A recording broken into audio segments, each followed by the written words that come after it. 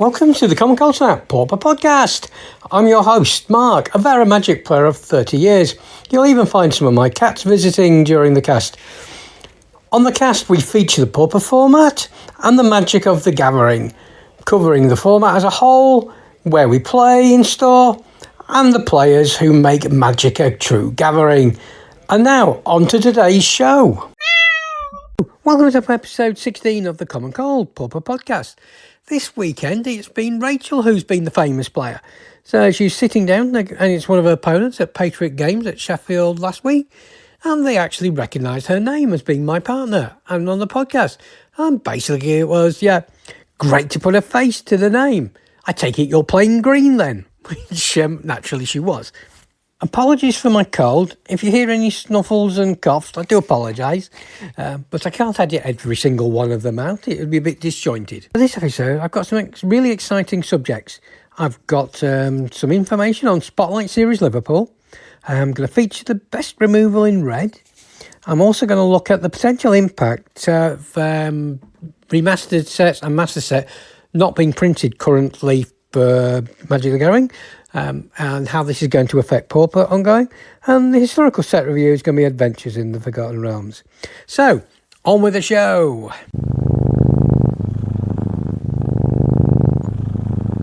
Hi guys, we've got the Spotlight series in Liverpool this weekend. So from Friday, October the 31st to Sunday the 2nd November, we're going to have a Magic Spotlight series. Main event, which are great fun to play in, but it will be highly competitive, with all the players trying to get to day 2, where the big prizes are. However, we want to play Pauper, and we do have a bit of Pauper at the event. They've got 2 side events starting at 15:30 on Saturday and Sunday. The entry fee is £20, which is much more than your F&M, but the prizes do scale up accordingly.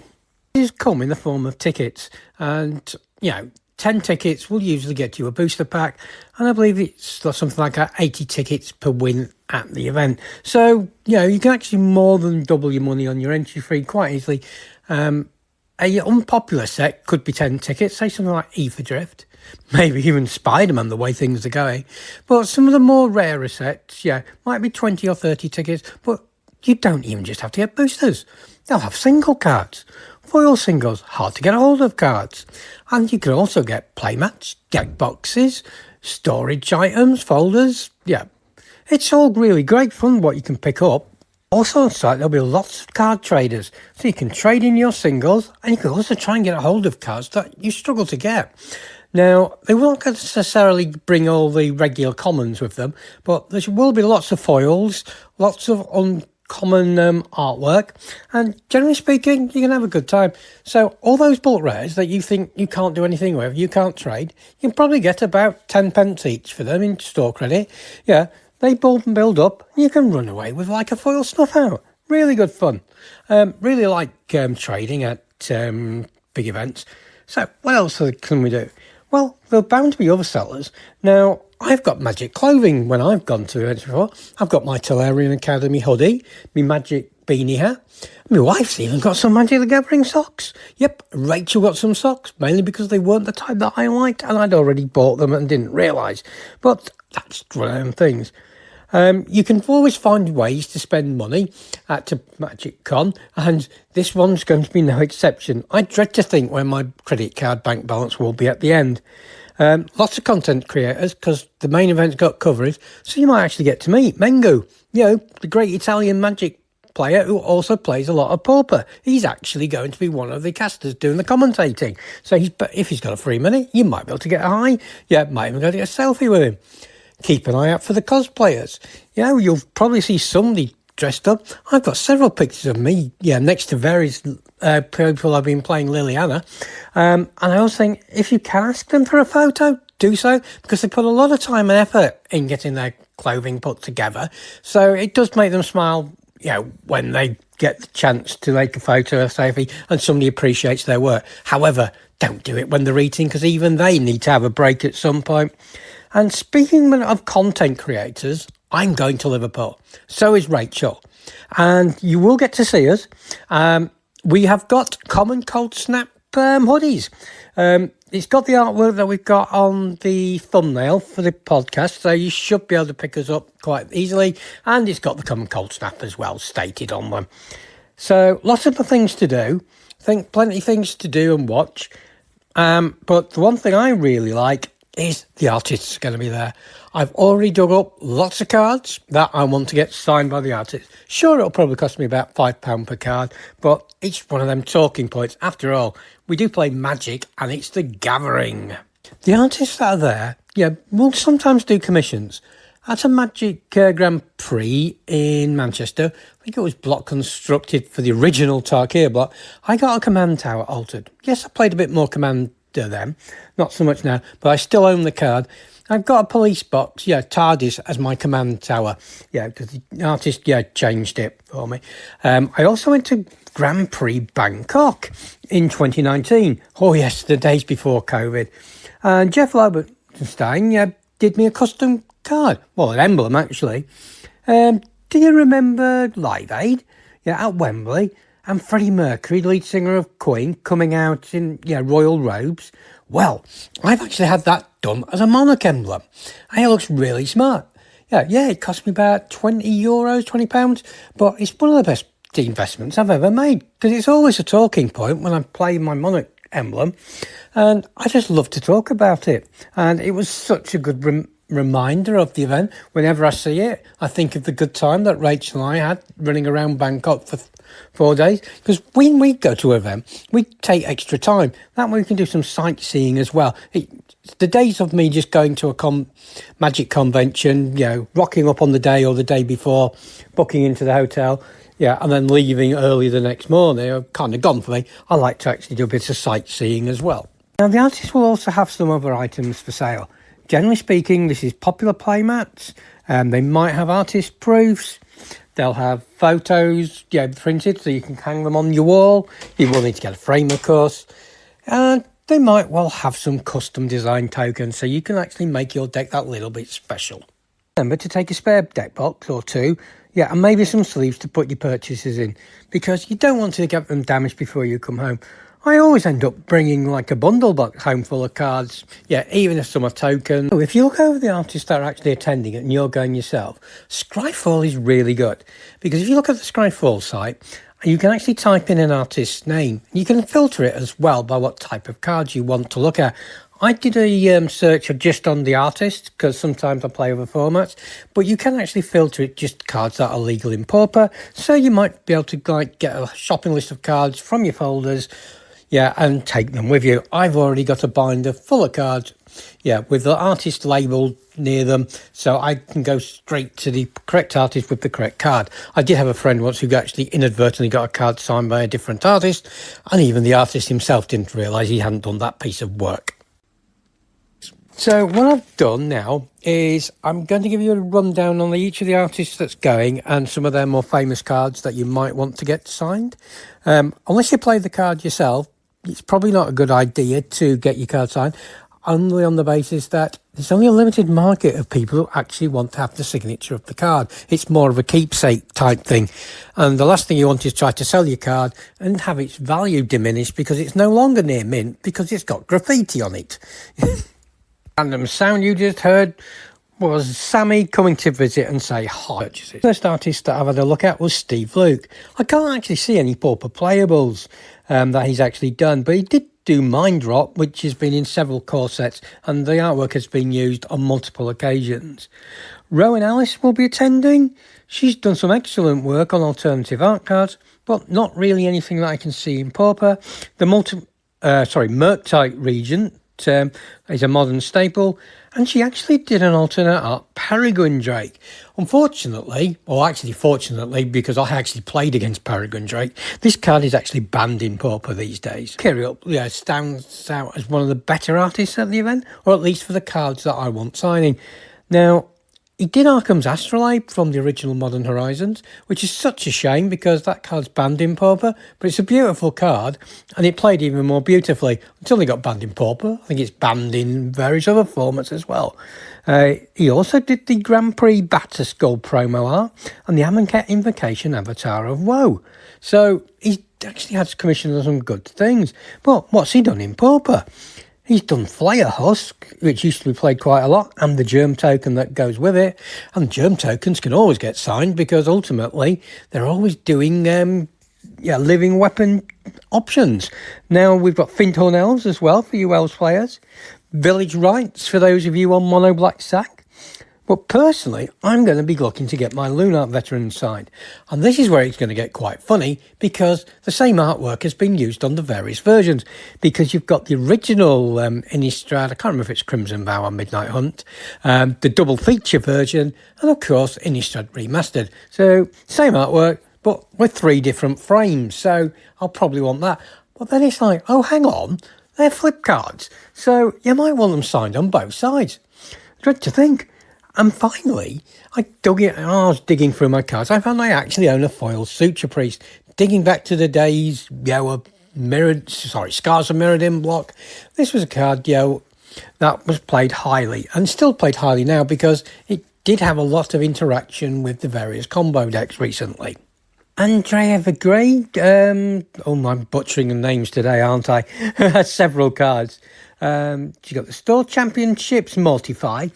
Yeah, and an Angel of Despair artwork. But for Pauper, though, it's quite a limited choice. But there is one card, and one that I've actually used. You've got Slumbering Keeper card, which I'll actually explain this card because actually there's a very few of them kicking around where you use this in the deck. So for a white mana, you get a 1/1 Human Knight. But whenever an enchantment enters, you get to scry 1. So it's always like a bit of an engine. But for 2 and a white, Slumbering Keep card gets ++1. For each enchantment in play until the end of turn. So you can build an enchantment deck and it becomes a bit of a beta for it. I think this has been played more in the enchantment commander decks that people build. I've got one as well, and you just draw cards all over the place. Artist I'd like to cover is Zabi Gazatalua. Yeah, no, this is even fun, this, isn't it? You can actually just keep listening now, this section, aren't you, just to listen to my bad pronunciations. Now, this to me looks like being an expensive stand. Now, why, you might ask? Well, as everybody knows, I'm a cat person. In Magic Foundations, there was a card called 9 Lives Familiar, and he did the alternate borderless art for it. Not that I actually play it, but if he's got a playmat of it, I'm definitely going to want to buy one, because I think it'll look really smart. Recently, the standard Scourge card, Corey Steelcutter, yep, that was one of his commissions. But for me, we've got Helpful Hunter. Yeah, also from Magic Foundations, and it's a card that I've really liked. Okay, it's the same as Elvish Vision and the others. It enters, you draw a card, and you get a 1/1 for a white mana and a colour. So it's actually really handy. But I like the artwork, but I only have one disagreement with it. Why is the cat holding a feather? Surely, after all the meme videos, he should be holding a fish. So if he's doing commissions, I'm going to ask him to alter one of my Helpful Hunters to having a fish in its mouth, which I'm really hopeful he can do. But he also did Topiary Panther, which is a personal favourite of mine. And that's a basic land cycler, but unlike the ones from Lord of the Rings, it's basic land cycles for 2, and it's not just a land cycler. But I like it, and it's a cat. The cards that I'd like Raluca Marinescu to sign. First off is Baker's Bane Duo, which is a green sideboard card. You get a 2/2, which is great, enters with a food token, and if you cast a 4-mana spell or above, it gets +1 until end of turn, so it can be a little bit of a beta. Quite a nice little sideboard option, of course. Then we've got Fanatical Offering for 1 and a black instant, sacrifice creature or artifact, draw 2 cards and get a map token. Yes, this has been the premium card draw ever since Deadly Dispute got banned. So I don't know whether just to get one signed or the whole playset. This is actually a bit of a dilemma when it comes to the signings with so many artists. I've only got so much of a budget and I've got so many cards I'd like to get signed. Do I just get the really nice ones and have playsets done? Do I just have singles done? I suppose it's a lot harder being a Pauper player than a Commander player because you only have 1 copy in a Commander deck. If you've got up to 4, it's not as optional. Ralph Horsley. Ralph did the 2019 World Championship promo for Crucible of Worlds, but this isn't potentially a card that I'm going to get signed. He also did the Magic Player Awards Borderless Negate. That's a few years old. I can't actually find mine at the minute. They must be in a deck somewhere or some folder. I've tried where I think they are, but haven't come across them yet. He also did Thopter Foundry, which is one of my most favourite cards in Standard and for a while in Modern until they got power crept out of the format. But I've got 2 cards from Dissension that I'd like to get signed. Those are Seal of Fire and Seal of Doom. Both enchantments. Seal of Fire is red, and when you sacrifice it, does 2 damage to any target.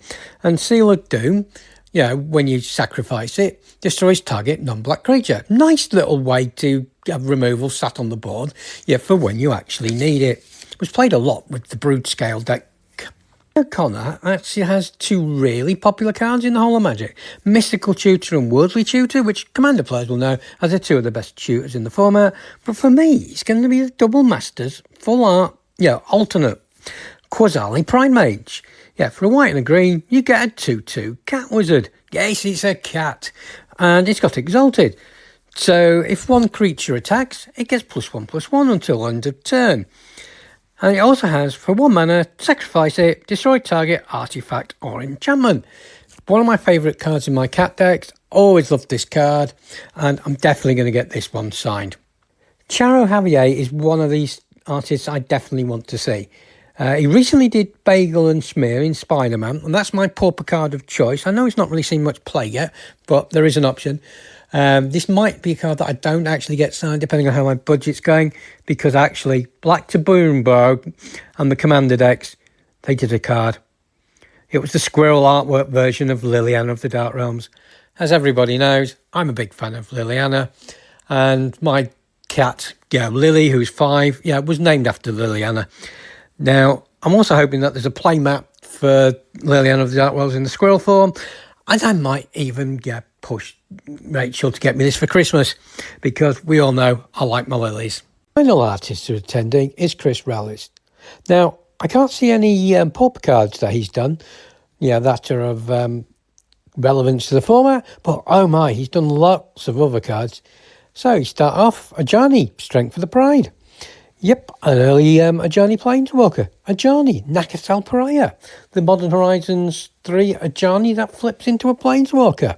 More recently, he did the full-out Foundations version of Ajani's Pridemate.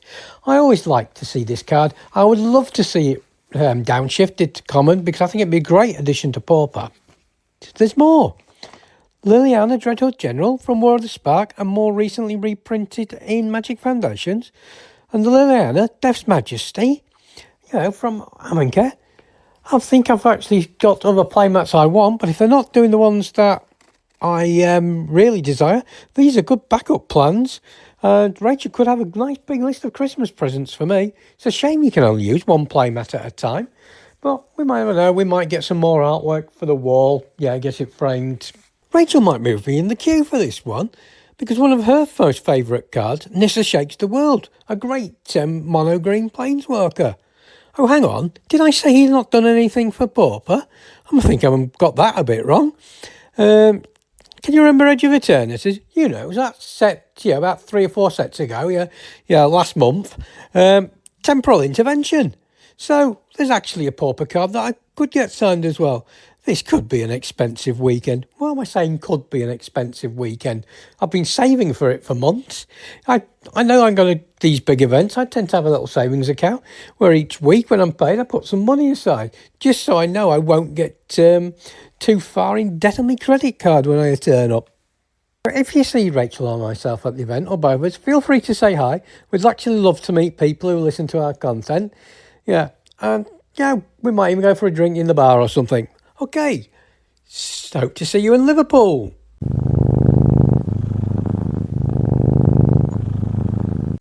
Today, I'm going to focus on removal. And as this is an ongoing series, today I'm going to cover red. Removal in red is very effective at the lower mana values. However, once the creatures start getting a bit bigger, it becomes a little bit tougher. Red tends to deal damage. It doesn't have direct kill spells, but the damage that it can deal is quite good. The format is synonymous with Lightning Bolt. For a red mana, you can deal 3 damage to any target. This was first printed in Alpha and has been reprinted many times since. And yes, there is that old expression, bolt the bird. This is the bolt, and yes, there are plenty of birds in Pauper. It sets a very high bar and standard for the format and for red removal as a whole. So this is like what any other spell will be compared to. Spell to mention is of course Galvanic Blast, which is also a red mana, and it deals 2 damage to any target, significantly less. However, if you have Metalcraft, which is when you control 3 or more artifacts, and don't forget we have artifact lands in this format, you could deal 4 damage to any target. So you have to build your deck around it, but it is a very efficient form of removal, and you see many Boros decks, which is red and white, running 4 Lightning Bolts and 4 Galvanic Blasts as its backbone for its removal suite. What if we want to do more than 3 or 4 damage? Well, this can be quite difficult. There are cards like Disintegrate, which costs red and X, where X is the amount of damage that you're going to do, but this is also at sorcery speed, so it does kind of tie up your mana. And when Pauper is a format where mana is very tight, it's very hard to actually kill a really big creature. However, there is one way around this, and that's with a card called Skred, which is instant from Cold Snap. For red mana, it deals X damage where X is the number of snow permanents you control. That can just be your lands, but don't forget it says the word permanents. So if you've got a snow creature, a snow artifact, or a snow enchantment, you could actually get that count slightly higher. And whilst you're thinking, oh no, do I have to play all snow mana to actually be able to use Skred effectively? Well, that is an option, but we have got a deck in the format called Jeskai Wildfires, where literally you play the bridges from Modern Horizons, you use them because they're indestructible, use a cleansing wildfire on it, it doesn't actually destroy the land, the bridge stays, and you search for another land, which is a basic snow land that you put into play. It's a really fun deck to play, but it's a kind of miserable experience to play against. Overcrow is an option. For 1 and a red, it deserves a mention because it was actually a downshift, although it's not played as much these days. It does deal 3 damage though to any target, and if it would go to graveyard, exiles it instead. This can be quite important. We also had Flame Slash. It's for red mana, and it deals 4 damage to target creature an opponent controls.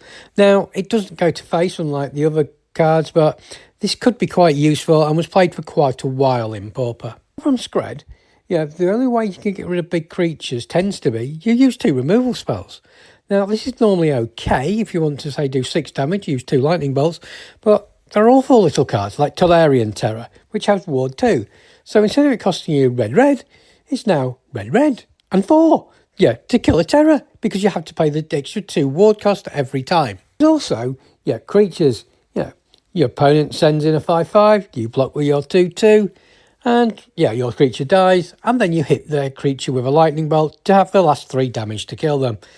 So this sometimes can be a game of chicken, working out whether you have the removal in hand to finish the creature off. Can they safely block or not? Or can you safely attack? Even if they do block. It's all a bit of a mystery and one of the challenges and fun of the game. We also have some other interesting options, and these are some quite cute cards. We've got cards like Deathspark. For a red mana, deals 1 damage to any target. However, during your upkeep, if there is a creature card directly on top of it, you pay a mana of any colour, or even colours, and you can return it to your hand, so you can reuse it over and over again. Although this can be quite difficult because there are lots of graveyard removal in the format, because some decks use the graveyard as a resource, but it's still a good little card. And you've also got to remember the tracking, because some people like to reorder the graveyard so they know what's got flashback and the like. You've got to be careful. Once you're playing cards like this, you can't actually manipulate your graveyard at any point, just to make sure that you don't fall afoul of any rules. Then there's Gutshot. For a red mana, no, wait, it doesn't have to be a red mana. Instead, you can pay 2 life because it's a Phyrexian card. And this deals 1 damage to any target. The result is that lots of decks play this in their sideboard that aren't actually running red, because killing an appropriate target or dealing damage to finish off a creature with a Gutshot is actually a good thing. During their time, cards like Riftbolt, Skew the Critics, and several others are sorceries that deal 3 damage, but for more mana. I believe they're both 2 and they're red, but they also have alternate conditions which can reduce their cost. These do occasionally get played, but these are more in actual burn style decks, because of the lack of flexibility, because instant as removal is one thing, And sometimes, you just need to go to that. You don't want to be, tying up your mana, with a 3 mana removal spell. What do you do if there's a Crimson Acolyte on the other side of the board? Now, that creature has protection from red, so you can't target it with your spells. And it also has an ability that can give another creature protection from red. Well, actually, there's a couple of answers. There's Fanged Flames for 1 and a red, and this is a sorcery that has Devoid. So actually, the damage is colourless, and the spell's treated as colourless. And it deals 4 damage to any creature or planeswalker. So, yes, we don't see planeswalkers in Pauper. No, it doesn't go to your opponent, but it could well be what you need just to get around that pesky problem of the Acolytes. And going back even further, there was Ghostfire for 2 and a red, and it was an instant. It deals 3 damage to any target, but the damage is colourless. That was a precursor to before they'd even done Devoid, but did lead into the fact that they were going to do colourless damage at some point. Conclusion, I think red actually has some really good removal. It's really cheap to interact because a lot of it is 1 mana. Yeah, and when you think about it, a lot of the creatures in Pauper are quite small. So red will deal with most things, like a Lightning Bolt or a Galvanic Blast.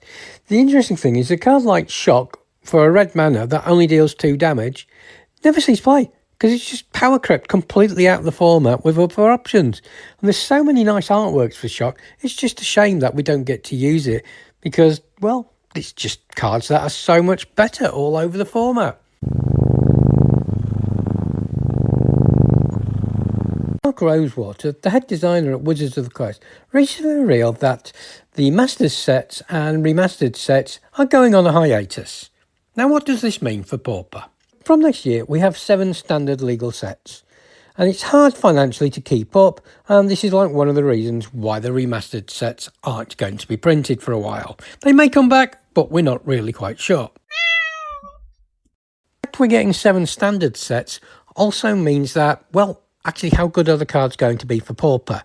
Because a standard set doesn't necessarily see that many cards joining the Pauper format, although in recent years with general power creep we have seen quite a lot of cards.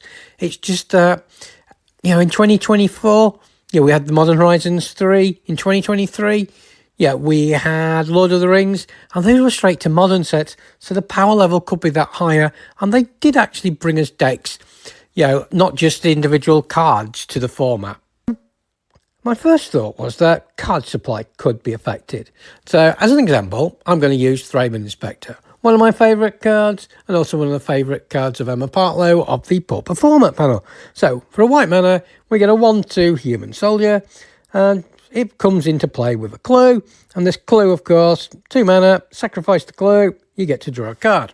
The original in Shadows over Innistrad, which is still available. We also had reprinted, I think it was in Double Masters.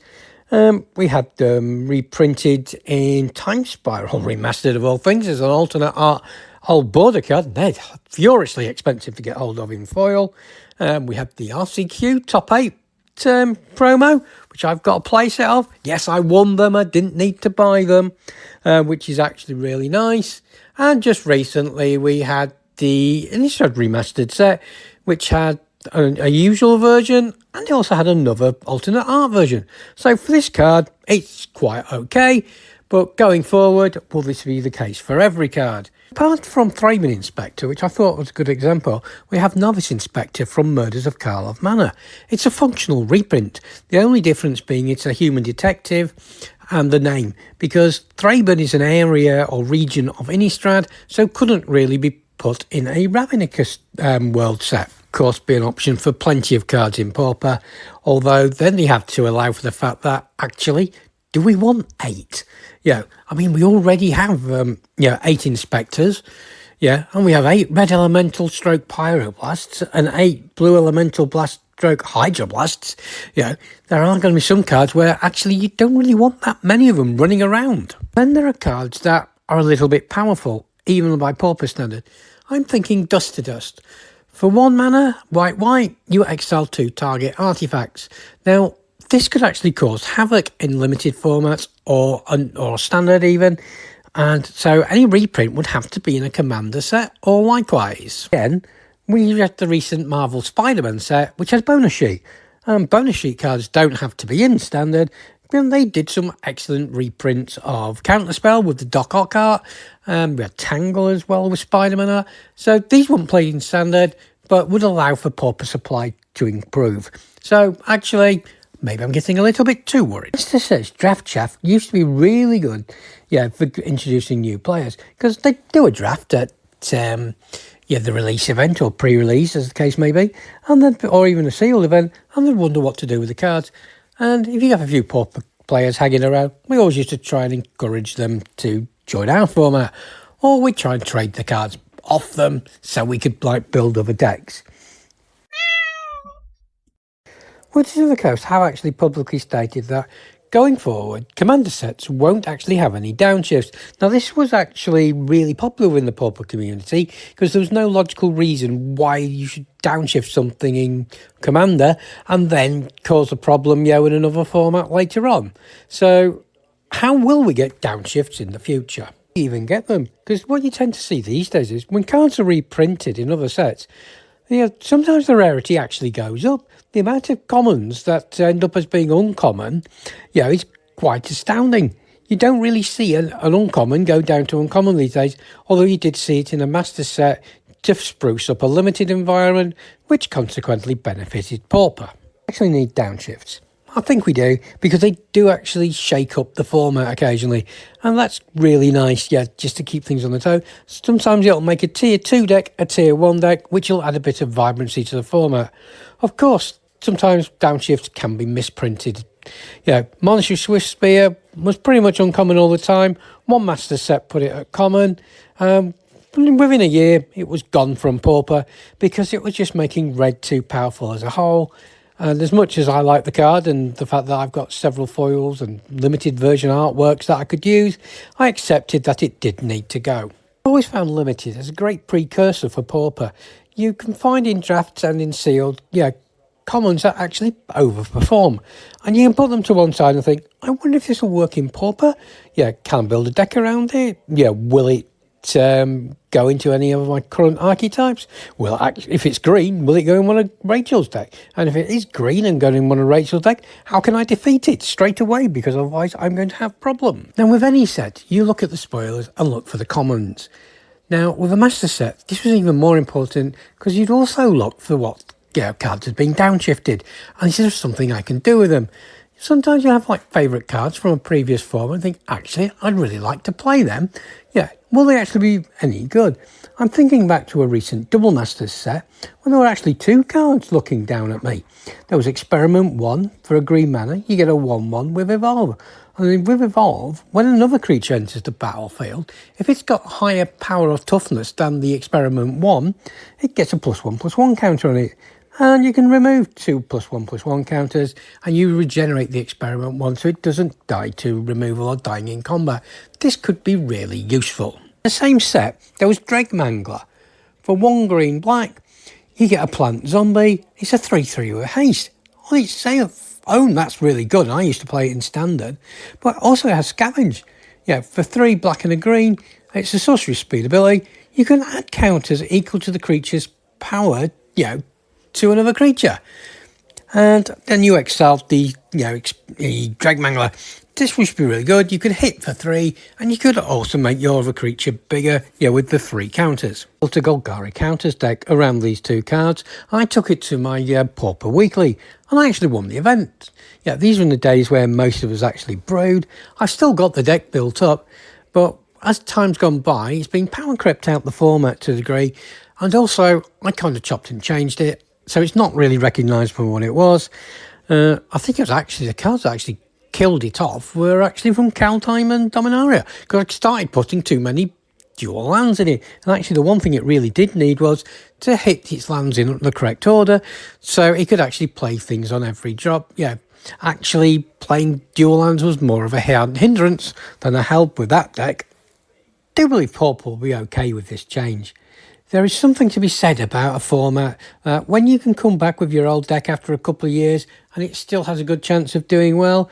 It means you can just come in and play, work out if you need a few more cards, and you can become a regular again. So maybe too many downshifts isn't as welcome as we thought, but I actually really want to see a few more downshifts, even if they're like just a sideboard card. We get plenty of new sets every year now, so we always get new ideas, and I love all the pre-releases, and speculating on what's going to be a good card to play with. Sets might not produce as many new cards as the Modern Horizons set, but that's only to be expected. It's actually very much fun to actually find those cards though. Those hidden gems, I remember playing Pact of Terror the first week it was legal, my opponents laughing at me for playing such a weird and janky card, and then realising that, oh dear, I've just won the game with this janky card. And I was vindicated a month or so later, when it was in the top deck at Paupergeddon. So actually, you can be the first person to spot a card, before the pack do. So always have a look at a new set and have a look. This is another reason why you want to keep looking for downshifts, which was one of Masters Set's greatest benefits. But with the bonus sheets as well, we should still see reprints. And I think Pauper's in a very good place at the minute. The format is vibrant, there's lots of playable decks, and we don't need to worry about any boogermen in the room. I still have shudders about Chatterstorm and all those squirrels.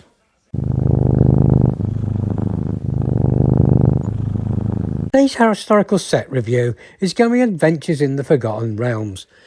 I really used to enjoy playing Dungeons & Dragons when I was a teenager, so I really liked this set.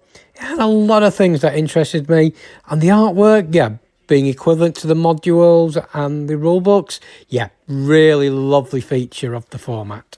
Fortunately, when this set came out, we were still in the grips of COVID, and pre-releases were still being played at home.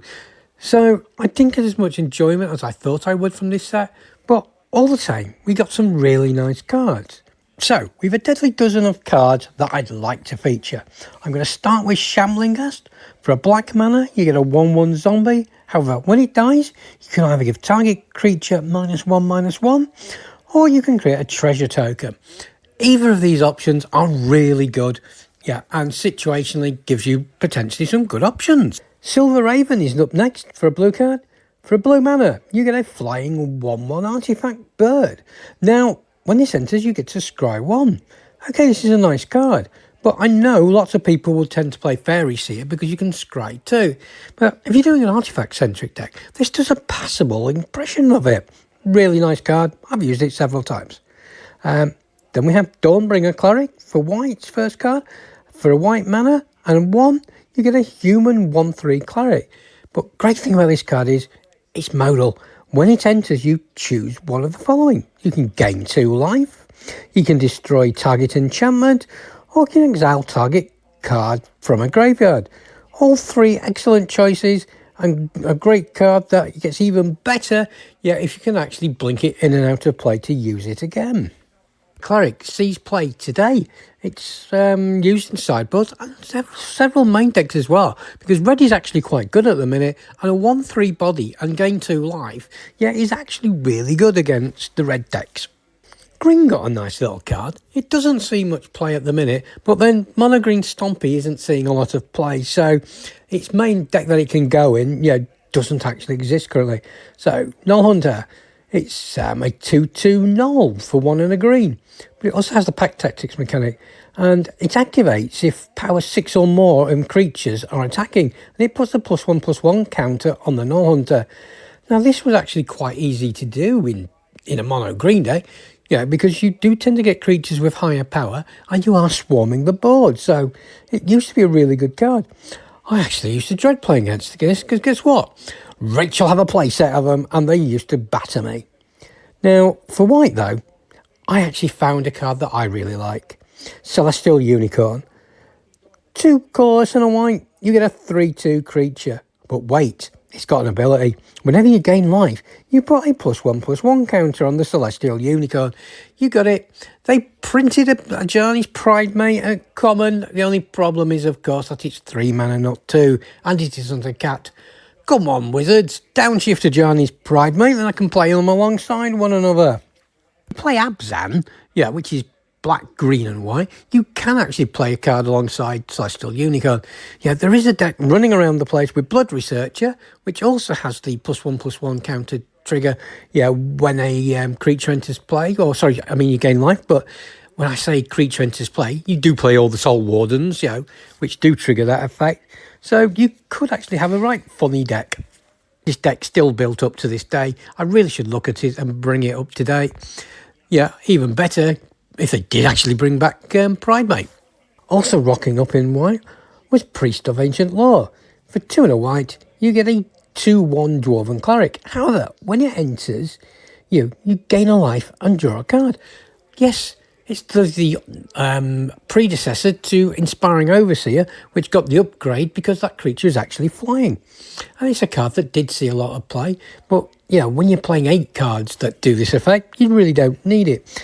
So, on with the cards. Nice little black card that I really like. Vampire Spawn. 2 and a black. It's a 2/3 vampire. So 2/3 are decent stats because that 3 toughness can be quite useful. And 2 power these days, yeah, because there are a lot of 2 power creatures running around. So it comes into play, you gain 2 life, your opponent loses 2 life. So you get a little life swing if you're playing against, especially against red decks. Yeah, and it can also kill anything that they actually play. I really like this card in my, what's it called? Orzhov Blink decks, because you can blink it in and out and keep gaining life and even use it as a win con against your opponent. Owlbear used to see some play. For green, and 3, you got a 4/4 Trampler, and that when it entered, you drew a card. Now, a 4/4 with Trample is actually quite good, but you actually think about that now, you could get a 4/4 with Trample in Bannerhide Crush-Up, but for only 4 mana. Although you don't get to draw the card, I suppose. And 4/4, oh god, Riving Crashes at 4/5, yeah, pretty much blocked out of the former. Though, Owlbear in Dungeons and Dragons campaigns was a great monster that you would actually fight against in the game. So it's just a shame that it never got to see too much playing in Magic. Feigned Death is a black card. It's an instant, and until end of turn, target creature gains. When this creature dies, return it to the battlefield tapped, but with a +1/+1 counter on it. Now this used to be really interesting because this used to be played in Modern quite a lot, you know, in the scam decks, where you'd play evoke creatures, they'd leave the battlefield, but because of the Feigned Death, they'd come back straight away. Now, Pauper in Magic tends to be more of a white thing with Ephemerate, but I'm sure somebody's going to find a use for Feigned Death at some point. So, Your Meet in a Tavern came along. For 2 green, yeah, you could look at the top 5 cards, reveal any number of creature cards, put them in your hand, reveal and put the others to the bottom in a random order, or all your creatures got +2/+2 until end of turn. Now, this was an uncommon in Forgotten Realms, but by the time we rolled around to Baldur's Gate, it got downshifted to common, and this was really good. Yeah, it's a nice little modal card. And I've not mentioned Deadly Dispute. I think I'd forgotten because it's been banned, but this was its first printing.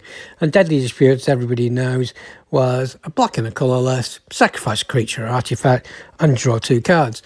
Yeah, it was the premium card drawer in black for so long, and until it actually got reprints, the originals were going for about £10 each. Yeah, a playset was £40. That's more than a Pauper deck, but it was such an impactful card. The card I'd like to mention, it's actually a reprint, and it's Evolving Wilds. So it comes into battlefield, yeah, like a normal land. However, you can sacrifice it and put a basic land card into play tapped. Now, this card is played quite a bit, but the main reason I'm mentioning this card is because it had an alternate art.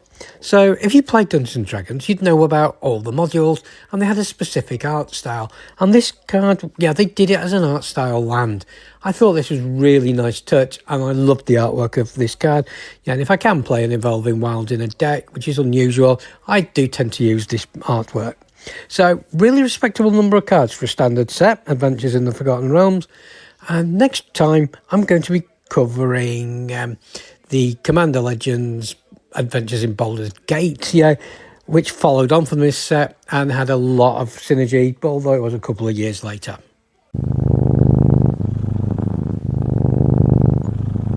What fun this episode was, even having to deal with Sammy and Billy, yeah, climbing up my legs. I've not seen Barney hardly today, apart from at one of the bowls eating. So I'm looking forward to Liverpool this weekend, and if you're going there, look forward to see you.